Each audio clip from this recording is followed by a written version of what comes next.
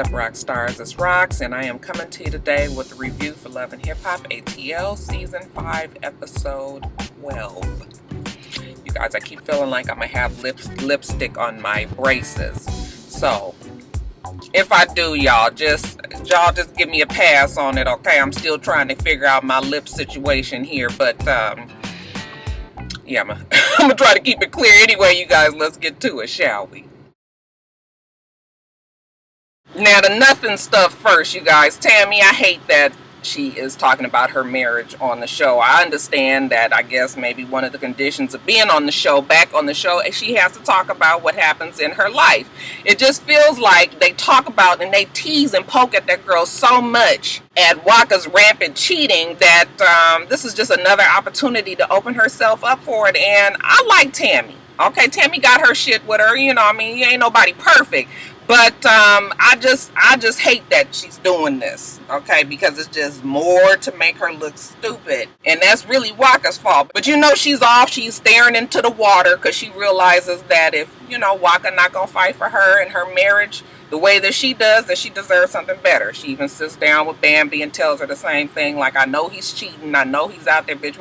We know he's cheating. We know he out there too. She says that she's got to let it go. Okay, and Bambi, you know, being the friend that she is, she was like, listen, you got your business, you got your daughter, you know, you just come worry about that. Just take care of that. Because Tammy was just like, all the material, you know, this big house and everything I have don't mean nothing if I don't have my man. So I felt sorry for her. But like I said, you know, that relationship, we really wanted it to work. It seemed like they really do love each other. It's just that Waka got it in them, you guys. And sometimes, you know, niggas, you just can't be with them when they got it in them. So, yeah, but I hope Tammy finds somebody else and that, you know, it works out, because I think she's a cool enough girl that deserves, you know, everybody. Y'all know Rocky. I want every motherfucker to be in love. Y'all, Mama D got a new song coming out called Motion Picture. Something like Motion Picture.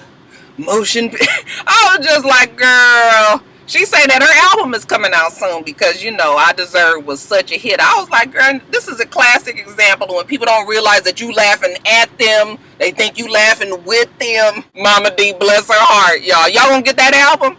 Anyway, Mama D. Y'all, Mama D look good. Mama D look good. I mean, you know, the wigs be a little bit of a struggle. But just looking at Mama D, her body, I think she's a good looking, you know, I keep saying a handsome woman. Yeah, she's there, you know, she's working out, trying to get in shape, I guess, for this video, child. And Scrappy is there because she want him to be on the EP. Scrap don't do it, bruh. Scrappy ain't really paying his mama no attention. I just think that their little banter is so cute to me. When, what's that child? Betty Idol walks in, you know, Mama D, she always trying to hook Scrappy up with the fucking side chick. I don't give a fuck who he with. Mama D ain't never there for the woman that he's trying to be true to. Scrappy is just surprised that she there. He said, even though you know that Betty Idol is beautiful, be too much drama, so it's just best if they don't deal with each other. You know, Betty Idol, she says that she understands his position, you know, he got respect for the ex. I was just like, now this is a different Betty Idol. Can you say somebody trying to get back on the show next season? Mona, you looking at this? But Scrappy was just like, yeah, I haven't seen you since the concert with Bobby V. You know, Mama D was just like, I didn't know about no concert. He was just like, yeah, Mama D, you're not gonna be at every concert that I have. Love you. I was cracking up. But Scrappy was just like, yeah, you know what? It's all good. Y'all do whatever y'all gotta do. But I'm out. We know he got his eye on Bambi. They trying to get engaged and all this, so he don't need to be mixed up with this mess. And then lastly, Carly, you guys. The bitch is having her 50th birthday party, and to commemorate the event, she dropping her new single on her label, Red Entertainment. Has anybody found the information on the label? Okay, anybody?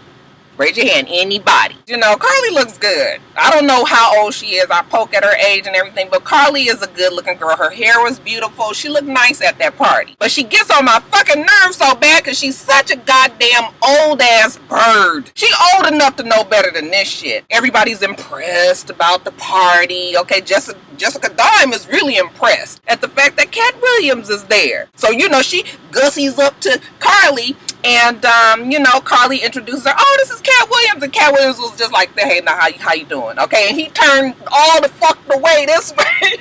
I was like, if he didn't just swerve Jessica Dime's ass so hard, bitch, I know something. She was so fucking promoted because you could tell she still wanted to be like, ooh, Cat Williams, ooh, Cat Williams. And he was just like, later for you. I'm just here for this little piece here. But Carly, you know, she's one of those ones that kind of takes advantage. The whole thing with her walking around with Tyga at the Beyonce concert and now Cat Williams. The motherfuckers be so random. It's just sort of like somebody will be at the same location that she's at and then she'd be like, oh, come on with me. So I don't believe that shit. Ain't nothing going on with honey.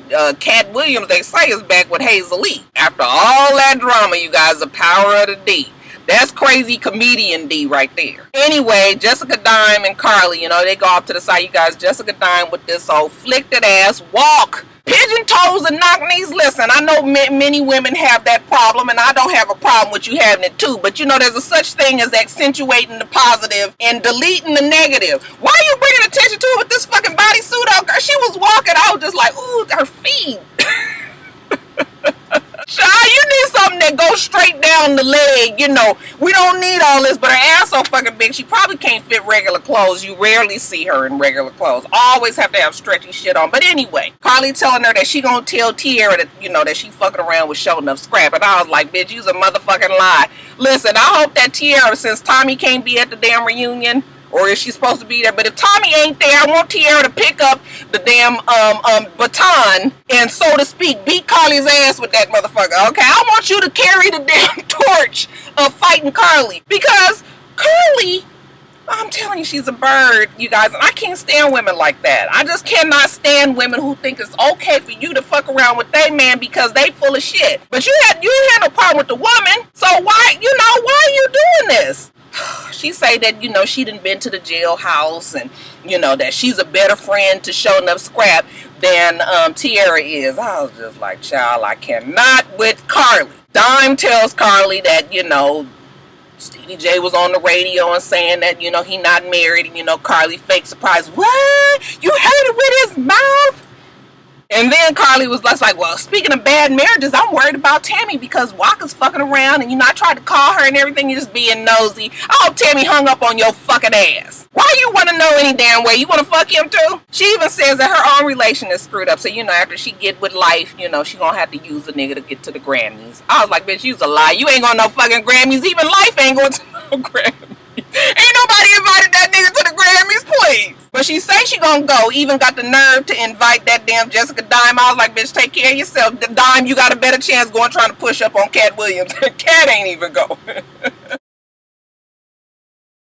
Now, Lollipop Head is having a damn card party with his old lady Amber. You guys, how the fuck old is Amber? She just entirely too old for this fool of fucking negatory. You can't tell me that she wasn't a cafeteria lady back in her. Bitch, you take that hair off and put a damn bonnet on. Dead on mashed potato server. She sounds like she should have a fucking accent, like a New Jersey accent. She just look like, what is she? Is she black, y'all? I just keep on looking at Amber like, girl, Now, it's clear that Amber wants to be seen as a hoe. And y'all know me, I don't really like to call women that. But, bitch, if you gonna act like a hoe, you put yourself out there like a hoe, then, bitch, we gonna call you a fucking hoe. You walking around here in this damn bodysuit, feeding Bobby V water to Jock, spilling shit on his lap, wiping up his thigh meat, as they kept on saying. I'm thinking to myself, like, where the fuck do this shit go on? And here goes stupid Lollipop Head ass. He looking at her like, oh, what is you doing right now? What is you doing? Now, I ain't say that the bitch need an ass whoop because, you know, Roxanne, we don't condone domestic violence. But, bitch, you sure would have got cussed the fuck out. Ain't gonna be no tee hee hee ha ha ha. And then I might fuck up Jock just because. And then with everybody else laughing, everybody got to get the fuck out. Okay? That's the way I would do it had I been Lollipop Head. Or any regular nigga that's up in the damn room with they fucking woman walking around here just thotting out for every fucking body. But you laughing, you saying, oh, well, you know, I'm doing what I'm doing. So, no, even, listen.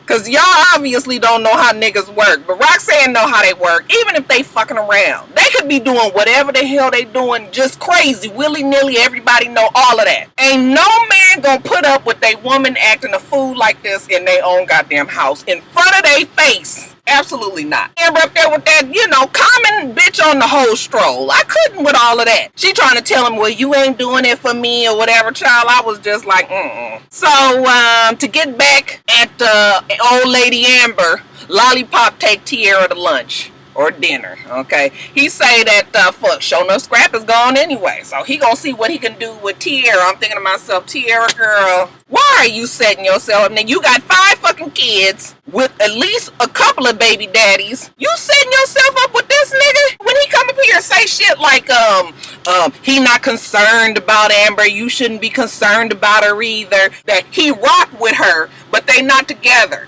And let's not talk about Amber. What the fuck does he rock with her but they not together mean? I'm just like, see, I can't with these niggas. Some of these niggas put it out there for you. They let you know that they ain't shit from the beginning, and women, we just ignore it. I can't feel sorry for Tierra. She gonna set herself up with another cheating ass nigga like this. And you a cute girl, nice body, whatever. But you got women, we got to get this head together. Quit fucking around with these no good ass niggas. She hoping that the shit'll go somewhere. But I'm just like, girl, it's not. And speaking of getting back, I guess this is old lady Amber's version of getting back.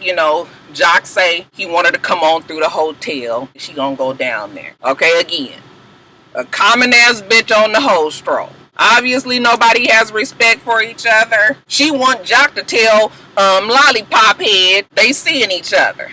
And Jock say, you know what, he gonna do that. Man, please. I don't give a fuck what man around here is fucking around with some other old hoe ass. You ain't fixing to go tell your homeboy that you fucking this girl. I'm just sorry. It just don't happen that way, you guys. Now, if this has got to be reality TV, I'm gonna need it to act like it's real. Fuckers, y'all think we crazy? I can't take it today, y'all. I can't take it.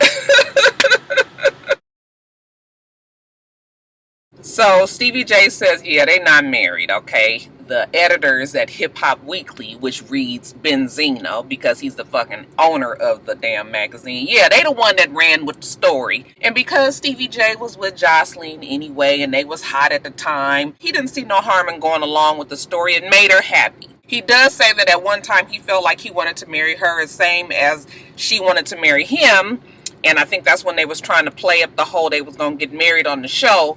Shit just kept getting off track. He said next thing he knew, the lie was out there, and, that was just it. I kind of believe him.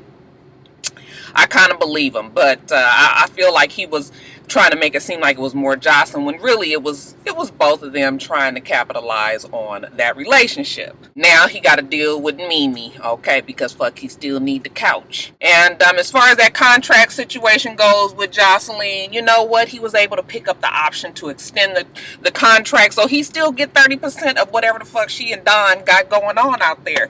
I'm not really sure how contracts work like that, you guys. Somebody y'all school me on it. I mean, are you able to just pick up a extension on a contract without the signature of the person that you're supposed to be managing? Like, I don't know. That don't seem like that's fair, but maybe it's in the fine print. Maybe we didn't read the fine print and he would have the option to do so. Y'all out there who's, more versed on how contracts go, y'all let a bitch know. Now, as far as Joseline, she out there dolo. She's at some club appearance on the red carpet and everybody is asking her about Stevie J. But honey, Joseline can't be bothered. When there's rumors going around about Joseline Hernandez and Stevie J, I'm not thinking about it. I'm too busy getting that check. They ask her if it's true that they're not married. Stevie J is running around town saying that, the marriage was never happening. And Joseline is just like, well, Stevie J, you going around telling everybody this, either you show proof that we not married or I'm going to show proof that we are. I'm thinking to myself, like, it's way more easy to show that you're not married. Fuck, you ain't got no proof that says that you are. So, like, Joseline is starting to sound crazy. Like, stop with the threats. If you have a license, if you have proof that you guys are married, just do it. We don't need all of these, these damn threats. Is just driving me crazy. But Joseline says, you're going around lying. You can do whatever you want. Because you my husband until I'm good and ready to get rid of your ass. And it ain't no time soon. I mean, you ain't been on the radio since the 90s. But the only thing you go to the radio station is to talk about how you not claiming your wife. 1, you a hoe. 2, you an idiot. She just waiting for her plan to go into motion for Molly the maid to put his ass on child support. And speaking of Molly the maid, y'all, she pissed off that,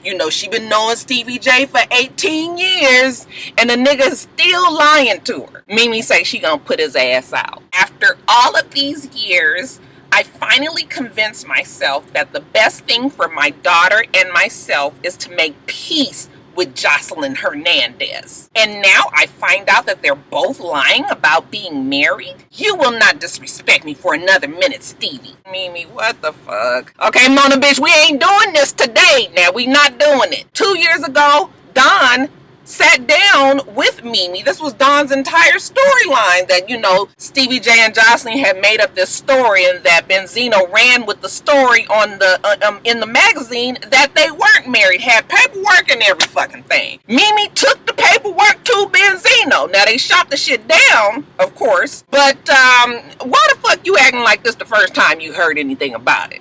Okay, she would swear that she didn't never know that everybody was saying that these two wasn't fucking married. Stevie J says, look, I didn't mean for it to go this far, okay? You gonna have to just forgive me. Shit, you didn't tell me about the damn porno tape that you made until you was good and damn ready, right? So, I mean, I didn't want it to happen this way, but you gonna have to get over it. And I guess he, you know, he got a point there. Fuck, you lie about what you do, I lie about what we do. As far as I'm concerned, they even. Mimi says, you got too much going on for me, Stevie. You gotta go. Because it's time. I was just like, girl, you sure did soften up that stance real quick, huh? Stevie, of course, he don't understand why he gotta go. And again, I see a storyline coming next season if they still on the fucking show, because I've heard the rumors. You know, there's a story going around that they fired everybody on the damn show. It doesn't really make sense to me to get rid of all of your stars, but honey, crazier things has happened.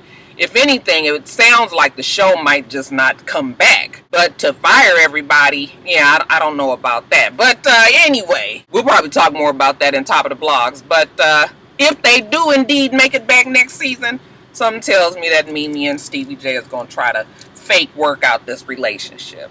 Now, later on, Joseline has Tommy over to the house because, you know what, she's over all this shit with Stevie J. You ain't got time for the rumors and what they saying and all of that. Tommy says she go over to Joseline's because, you know, she want to talk to her about all that's going on with her. You know, tell her firsthand that she was going to let Joseline's man put his face in her place. Ain't that about a bitch, y'all? She said she a keeping it 100 type girl. So, you know, they sit down and Tommy is telling her in very proper terms that, you know, she found a receipt in the car, that it had Carly's name on it, okay? And so she needed to get back at Show Enough scraps. So she told Show Enough that she was going to let Stevie J eat her pussy. And Joseline was like, what? Did I just hear what this bitch told me? She said that she wants my man to eat her pussy. Did I hear this right? I was with Joseline. Okay, bitch, this is not cool. I don't give a fuck how real you trying to keep it. Since when is it Gucci to go up to a motherfucker and let them know that you said that you want their man to eat your pussy because you mad at your man and you trying to get back, and then you go and tell the fucking wife that? Really? What the fuck is going on here, Mona? Now listen now. I done told you once we ain't going for this shit today. You could tell that Joseline was really trying to figure out how she was going to react to the situation. You could see the wheels churning. She was like, nah, I can beat this bitch ass right here in this room, or I can play it a little differently. But Joseline was just looking at her like, no, the fuck you didn't come in here and tell me some shit like that. I don't give a fuck how many problems that Stevie J and Joseline. That shit is separate. Bitch, you ain't fixed come up in my house talking about some, you know, even though the shit ain't her house, but you know what I'm saying. You want my... Girl, what the fuck is wrong with you? You better be glad that I'm not flipping out on your ass, because you got to be a disrespectful ass fool to come at me telling me that you want Stevie. Did you forget who I was? Are you delusional? Joseline was like, bitch, you want to act like a whore. Okay, you want to get treated like a whore, bitch. That's what I'm going to do. Boo boo, we can work this out right now. We can go in this back room, okay, and you can work your tongue out on me. Tommy looked like she bit off more than she could chew. She was just like, wait, what? She was like, yeah, you come on. Put your face in a bitch place, and, you know, if it's good enough, then maybe I'll go on and return the favor. Tommy set her own self up for that, because even though it probably didn't seem to happen at that moment, this show didn't look like it was about to happen on a TV show, and bitch, that's all that matters at this point. I was just like, but yeah, this whole scene, I was just like, nah, Mona, girl, you was trying it to the nth degree. As far as Stevie J getting back at Joseline, he's at the studio with Show Enough Scrap's younger brother. What's his name? Y'all can't never remember it. Sass. After Sass, with all them fucking teeth, tell us that everything is all good with Show Enough in jail, Stevie J tells Sass that he got somebody that he's working with that's, you know, she's on her way down to the studio now. And then in walks Jessica Dime. Jessica Dime said now that that Stevie J is done with Joseline and he want to work with real talent. Real talent, y'all. She willing to work with Stevie J. They talking, they flirty. She talking about, you know, she don't wear panties. And he giving her the old rat face side eye. And, you know, I'm just like, they so trying our nerves with this mess, you guys. I'm telling you the truth. Alright, you guys, that's it. Make sure that you rate, comment, and subscribe to the channel. I'm itsrox. The channel is for itsrox, and everything else I do will be in the bottom bar. Alright. So I hope that you have a wonderful, wonderful rest of your day, and I plan on doing the same. Until next time, rock stars. Bye.